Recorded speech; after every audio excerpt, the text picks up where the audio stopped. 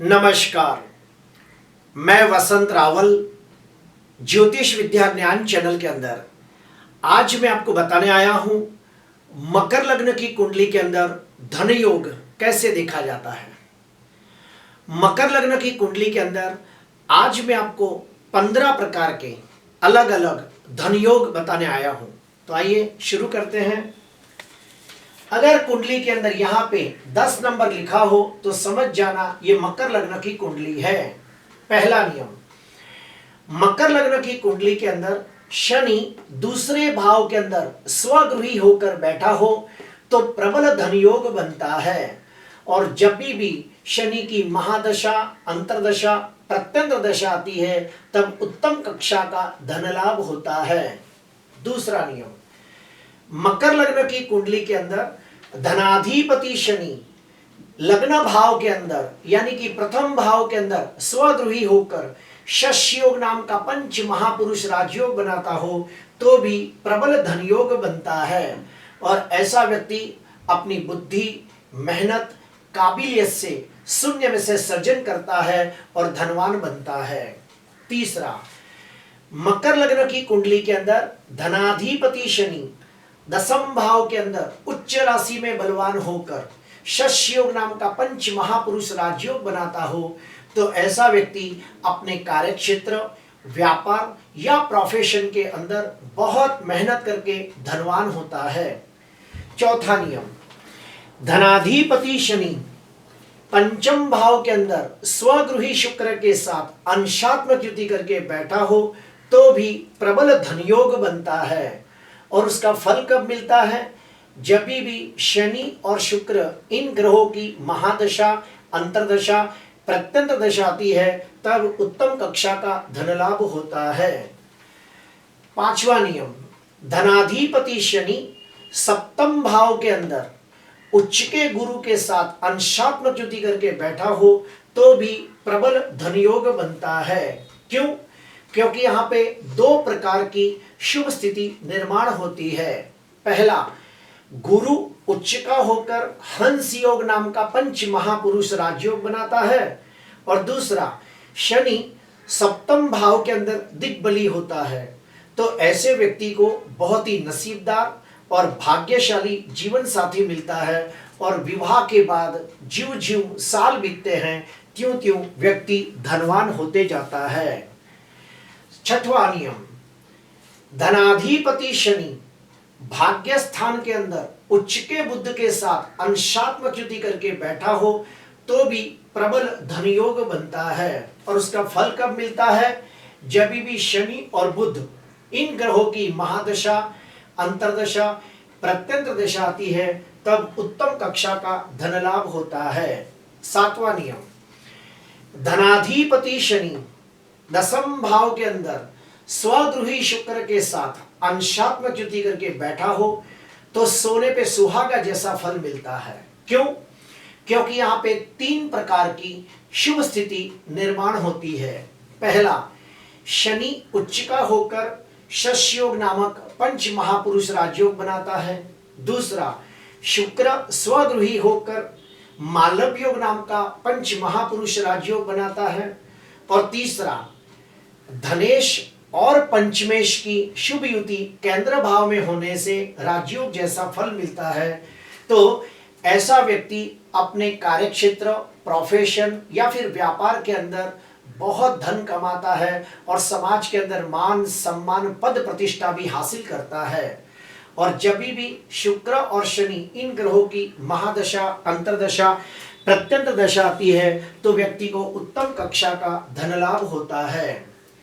आठवां नियम, धनाधिपति शनि लग्न भाव के अंदर स्वगृही होकर शश योग नाम का राजयोग बनाता हो और उसके ऊपर उच्च के गुरु की 7वीं शुभ दृष्टि पड़ती हो तो भी प्रबल धन योग बनता है।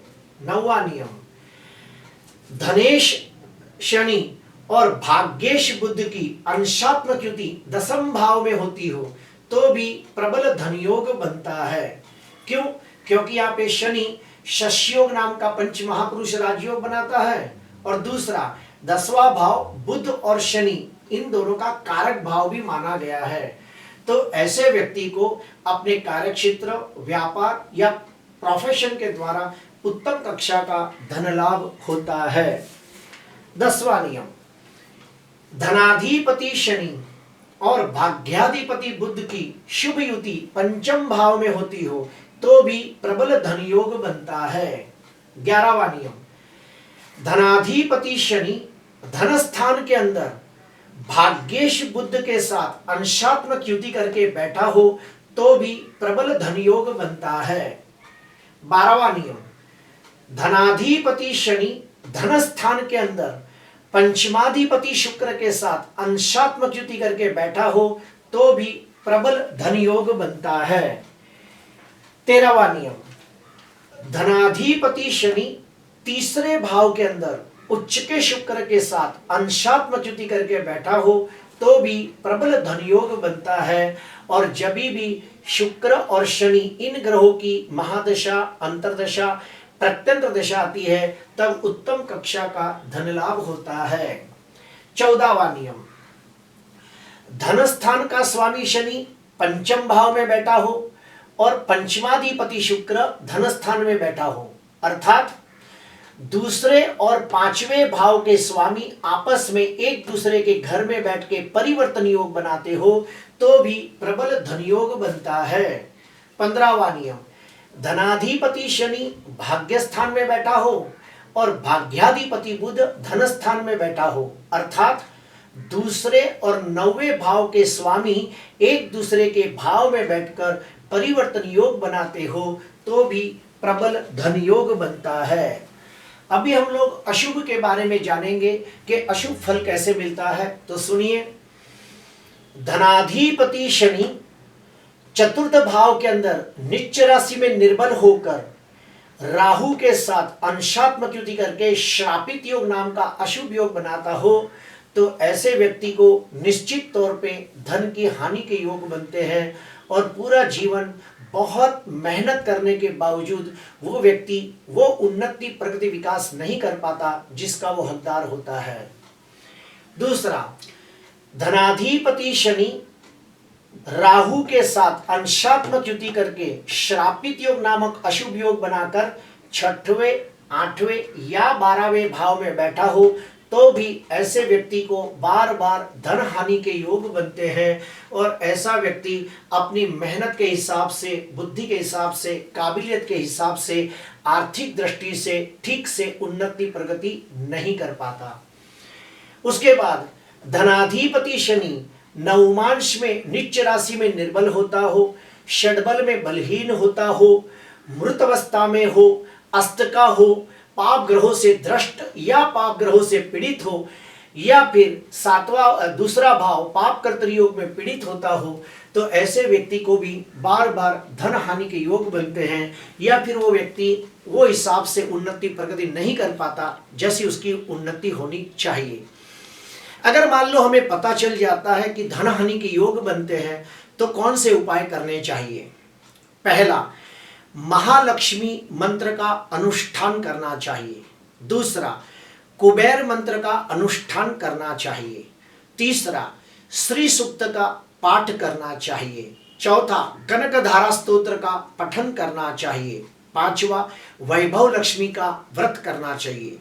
और मेरे 2 वीडियो पहले से निकल चुके हैं, महालक्ष्मी मंत्र का अनुष्ठान कैसे करें, कुबेर मंत्र का अनुष्ठान कैसे करें। और हाँ, और एक बात, मैंने पहले ही एक वीडियो बना दिया है मकर लग्न के राजयोग। हो सके तो ये वीडियो अवश्य देखना क्योंकि मैंने उसमें बताया है कि मकर लग्न के अंदर 28 प्रकार के अलग अलग राजयोग कैसे निर्माण होते हैं।